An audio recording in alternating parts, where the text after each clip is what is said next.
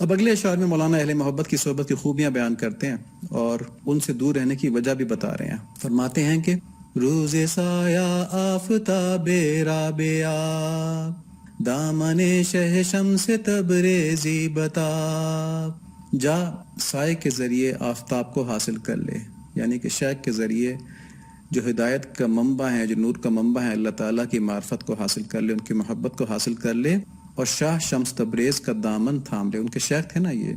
راندانی جانب ایسو رعرس الضیاء الحق حسام الدین بپرس. اس جشن اور شادی کا اگر تجھے راستہ معلوم نہیں ہے تو ضیاء الحق حسام الدین سے معلوم کر لے کہ وہ لذت آشنا ہے. تو بات کیا ہوئی کہ جب تم کو اوپر کے اشعار سے معلوم ہو گیا کہ اہل اللہ سے اللہ تعالیٰ تک پہنچنے کا راستہ ملتا ہے تو چاہیے کہ اس سائے کے ذریعے آفتاب یعنی ذات حق تک پہنچنے کی کوشش کرو. یعنی تمہارے دور میں جو بھی اہل اللہ رہبری کے لیے اللہ تعالیٰ نے چنے ہوئے ہیں ان کو ڈھونڈو، ان کی برکات کے سائے میں آ جاؤ اور اللہ کریم کو پانے میں اپنا وقت، جان، مال اور تمام وسائل خرچ کرو، ورنہ سائے کے شکاری بن کے عمر جو ہے وہ ضائع کر دو گے. اب دیکھیں اس نصیحت میں یہ مولانا کی شفقت ہے، ان کی محبت ہے اور الہامی کلام ہے نا. یہ جو کہا گیا نا کہ شمس تبریزی کا دامن پکڑ لو، تو ہم تو نہیں پکڑ سکتے، ہم تو بہت دور ہیں. اور مثنوی جو لکھی گئی تھی مولانا کو بھی معلوم تھا کہ یہ صرف اس دور کے لیے نہیں ہے، آگے والے لوگ بھی اس کو پڑھیں گے. نصیحت تو سب کو تھی، لیکن اللہ تعالیٰ نے کیسا شعر ان سے کہلوایا کہ انہوں نے اپنے ذاتی تجربے کے جذبات اس کے اندر ڈال دیے. اب ذرا سمجھیں، ذرا اس بات کو دیکھیں. مولانا رحمۃ اللہ علیہ کے دادا حضرت حسین بلخی رحمۃ اللہ علیہ اپنے وقت کے بہت بڑے صوفی بزرگ تھے، اور حضرت کی شان کا یہ عالم تھا کہ محمد خوارزم شاہ جس کی سلطنت اس وقت کے افغانستان کے کچھ علاقوں سے لے کر عراق تک پھیلی ہوئی تھی، اس نے اپنی بیٹی کا نکاح حضرت سے کیا تھا. بادشاہ نے اپنی بیٹی کا نکاح ایک اہل اللہ سے کیا تھا، اور اس بیٹی سے حضرت کے والد حضرت بہاؤالدین محمد رحمۃ اللہ علیہ کی ولادت ہوئی. اور یہ بھی بڑے اونچے بزرگ تھے، اور ان کی اتنی زیادہ مقبولیت تھی کہ جو مخلوق ان کی طرف آتی تھی، لوگ ان کی طرف آتے تھے عقیدت کے ساتھ، تو بادشاہ وقت کو فکر ہوگی کہ میری بادشاہت خطرے میں نہ پڑ جائے، ان کے تو اتنے زیادہ فالوورز ہیں. تو چنانچہ حضرت نے بات محسوس کر لی اور بلخ سے وہ مائگریٹ کر گئے، مختلف جگہوں سے ہوتے ہوئے کونیا میں مستقل سیٹل ہو گئے. اب مولانا روم رحمۃ اللہ علیہ ایسے بڑے خاندان سے کہ بادشاہ کی بیٹی ان کی دادی تھیں، ٹھیک ہے، اس سے تعلق رکھتے تھے، اور علم و فضل میں بھی یہ خاندان بہت آگے تھا. خود مولانا روم علم و فضل میں بہت اعلیٰ مقام رکھتے تھے. دور دور سے خاص اور عام لوگ ان سے فائدہ اٹھانے کے لیے آیا کرتے تھے. لیکن جب حضرت شمس تبریزی رحمۃ اللہ علیہ سے ملے تبھی انہوں نے اب کہا کہ اب میں ٹھیک ہوا ہوں. اس سے پہلے والے تمام وقت کو، حالانکہ اس وقت وہ کوئی معمولی آدمی نہیں تھا، اس سے پہلے والے وقت میں مفتی اعظم تھے، مخلوق ان سے محبت کرتی تھی. یہ نہیں کہ صرف روب تھا، ٹھیک ہے، خاندانی روب اپنی جگہ تھا، مخلوق ان سے محبت کرتی تھی. تو فرماتے ہیں کہ مولوی ہرگز نہ شد مولائے روم تا غلام شمس تبریزی نہ شد، کہ یعنی مولوی جلال الدین اپنے قال یعنی کہ شان علمیت ہی کی قید میں رہتا اگر شمس الدین تبریزی کی غلامی اختیار کر کے اس نے اپنے آپ کو اللہ تعالیٰ کے راستے میں فنا نہ کر لیا ہوتا اور خود صاحب حال نہ بن گیا ہوتا. ٹھیک ہے، یہ اس کی تفصیلی تشریح ہے. اصل میں تو اس کی تشریح یہ ہے کہ میں محدود رہتا اگر میں نے شمس تبریز رحمۃ اللہ علیہ کی غلامی قبول نہ کی ہوتی، تو جو میرا فیض عام ہوا ہے، جو میں مولا روم بن گیا ہوں، مولانا رومی کہلائے نا اس کے بعد، تو جو میرا فیض عام ہوا ہے وہ نہیں ہو پاتا.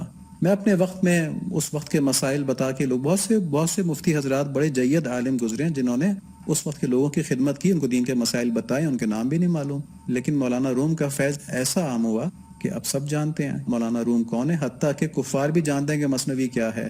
ٹھیک ہے، اس کے پیچھے اس کی چیزوں کو ایکسپلور کرتے رہتے ہیں. وہ غلط راستے پہ نکل جاتے ہیں، مگر ایسا ہے. اب یہ جو بات یہاں پہ ہوئی تھی تفصیلی کہ وہ صاحب قال رہتے اور صاحب حال نہ بنتے، یہ کیا چیز ہے؟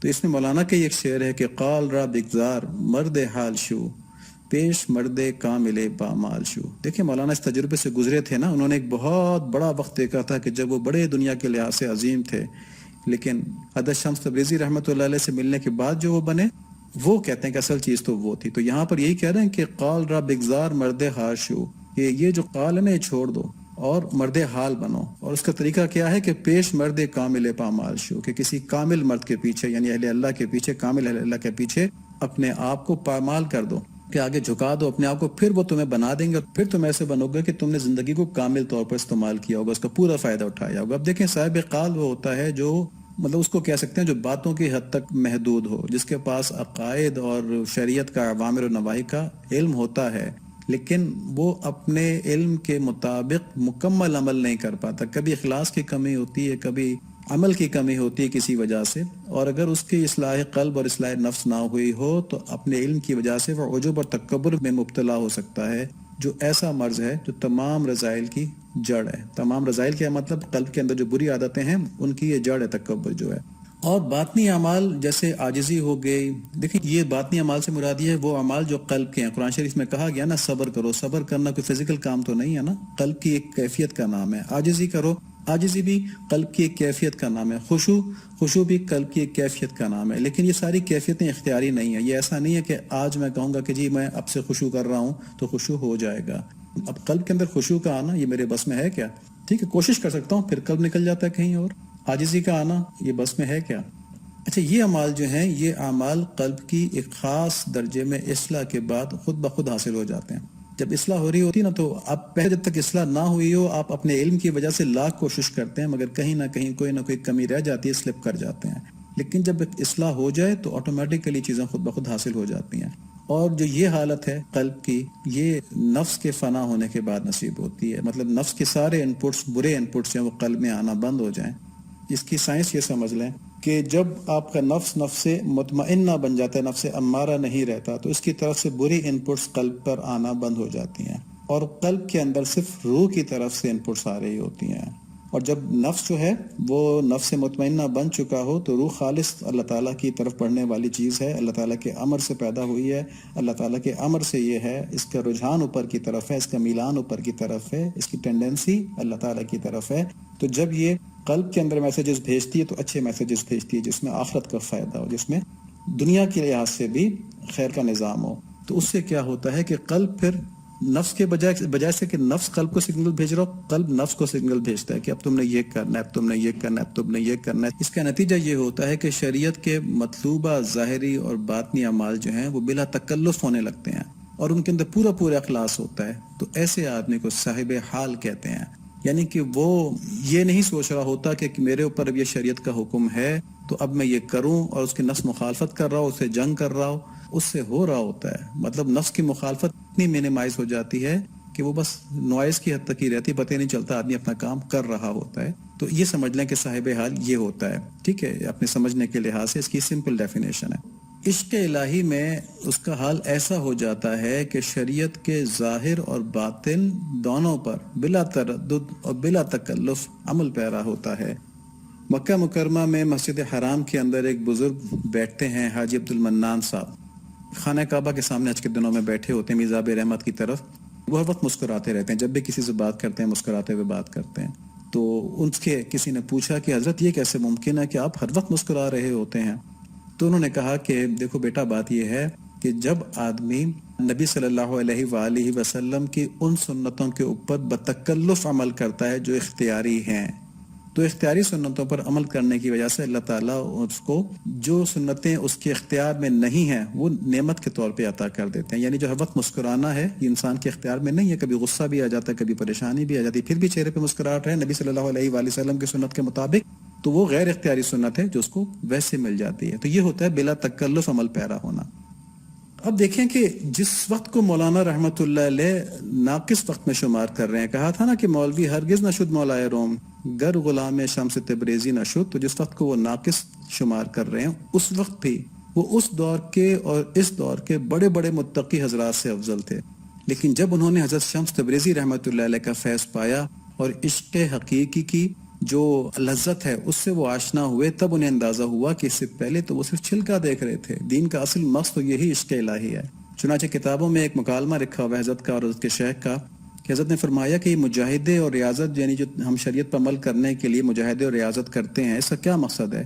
مولانا نے فرمایا کہ اس کا مقصد یہ ہے کہ ہم میں اتباع شریعت جو ہے اس میں آسانی پیدا ہو جائے، ٹھیک ہے۔ تو حضرت شمس تبریز رحمۃ اللہ نے فرمایا کہ یہ تو سبھی جانتے ہیں، اصل بات بتاؤ۔ تو اس نے کہا جی مجھے تو نہیں پتا۔ تو انہوں نے کہا کہ اصل مقصد اس مجاہدے کا اور ریاضت کا یہ ہے کہ انسان کو اس کی منزل تک پہنچا دے۔ منزل کیا ہے؟ اللہ تعالیٰ کا قرب، اللہ تعالیٰ کی معرفت اور اللہ تعالیٰ کا عشق، یہ مل جائے۔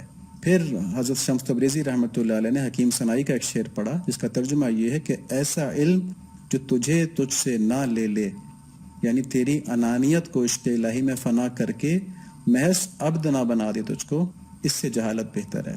ٹھیک ہے، اب یہ بڑے لوگوں کی باتیں ہیں، بڑے لوگوں کی باتیں ہیں، جہالت علم سے بہتر نہیں ہوتی، لیکن وہ فرما رہے ہیں کہ اگر تمہارے علم نے تم کو یہ بات نہیں بتائی کہ اصل چیز جو ہے وہ اللہ تعالیٰ کی محبت ہے اور تم اس تک نہیں پہنچے تو تم سمجھو کہ تم جاہل ہی ہو نا۔ اس میں یہ اشارہ ہے کہ اصل منزل جو ہے وہ تو اللہ تعالیٰ کی محبت اور معرفت ہے، لیکن ہماری جو انانیت ہے، نفس بھری انانیت ہے، یہ اس راہ میں دیوار ہے۔ اب دیکھیں یہ مکالمہ بھی ایک علمی بات ہے، یہ قال ہے، مگر حضرت شمس تبریزی رحمۃ اللہ علیہ کی صحبت اور تعلیم کی برکت سے مولانا قال سے حال تک پہنچ گئے۔ چنانچہ فرماتے ہیں کہ وجود آدمی از عشق می رسد بکمال، گری کمال نداری کمال نقصان است، کہ آدمی کا وجود عشق سے ہی کمال تک پہنچتا ہے، اور اگر تو یہ کمال نہیں رکھتا تو تیری حالت کمال نقصان میں ہے۔ یعنی یہاں پر ایک بہت اہم بات بتا رہے ہیں کہ عشق الہی کے بغیر عبدیت میں کمال حاصل نہیں ہو سکتا، اور انسانوں کو تو صرف عبدیت کے لیے ہی بنایا گیا ہے، انانیت کے لیے تو نہیں بنایا گیا۔ سورہ ذاریات کے اندر آیت نمبر 56 ہے، وَمَا خَلَقْتُ الْجِنَّ وَالْإِنسَ إِلَّا لِيَعْبُدُونَ، کہ میں نے انسانوں اور جنوں کو صرف اس لیے پیدا کیا کہ وہ میری عبادت کریں۔